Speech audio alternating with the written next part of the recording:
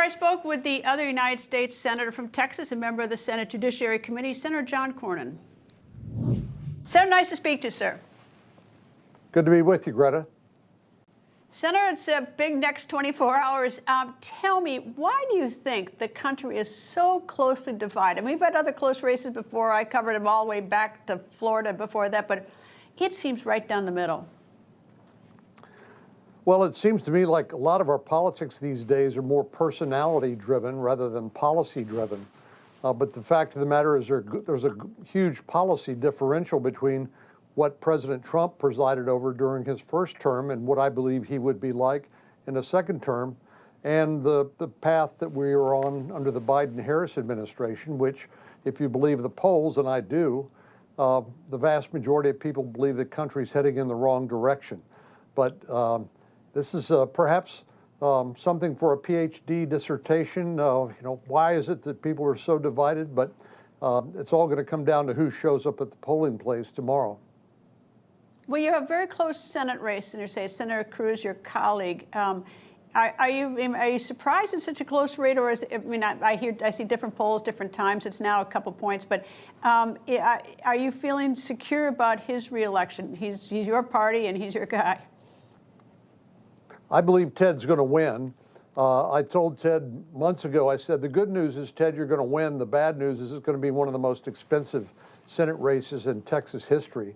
And right now, between he and his opponent, they've raised about $170 million. But we've seen incredibly huge amounts of money. But as you know, Texas is a big, expensive state to run in. But the good news is Ted's going to win. President Trump's going to carry the state. But Democrats keep hoping for that they have this pipe dream of Texas turning blue. But it's not going to happen this year, and it's not going to happen anytime soon. All right, Senator Cruz is unhappy with the current Senate Minority Leader, Mitch McConnell, who's leaving, and I know that you're a contender for that job to run the Republicans in the Senate. But tell me, Senator Cruz calls Minority Leader McConnell a one-man dictator, although I think every dictator is one man. What's going on between the two of them? Well, I think we saw in the House with Kevin McCarthy's ouster that there's a movement to sort of democratize, as it's called, the office of Speaker, and in this case of the Majority Leader, hopefully. And I think the best answer to that is to get the Senate working again through its various committees, and then to have legislation come to the floor, be open for debate and amendment, and senators be able to do their job. They haven't been able to do that under Senator Schumer's leadership. The committees haven't functioned, and there hasn't been an open process on the floor of the Senate. And we haven't done the most basic sorts of things like pass the appropriations bills to keep the lights on. So we lurch from one shutdown crisis to another, and then with a continuing resolution that runs out now December the 21st. I think we can run the Senate a lot better, and I think it'll make a lot more members happy with being able to participate.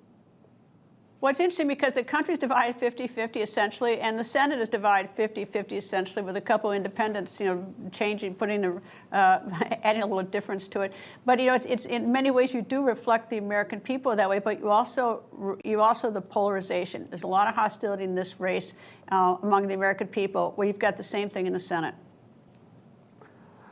Yeah, well, the Senate, of course, we have a rule, the filibuster rule, which forces us to work together where we can.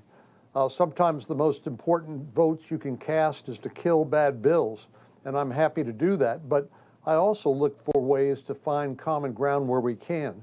And occasionally we can, and in some instances we must. For example, things like passing a defense authorization bill, things like passing a farm bill, which unfortunately we haven't done so far this year. But it is possible. It takes hard work, and it takes people committed to trying to find that consensus. If the Republicans do take over the Senate, listen to you talk about the filibuster and sort of a moderate force on the body. Is there anything you see? There's no filibuster for the federal judge in the Supreme Court, but would you see any reason to remove the filibuster if you're in the majority? I would not. I think the filibuster, again, forces us to do something that doesn't come natural, and that is to work together.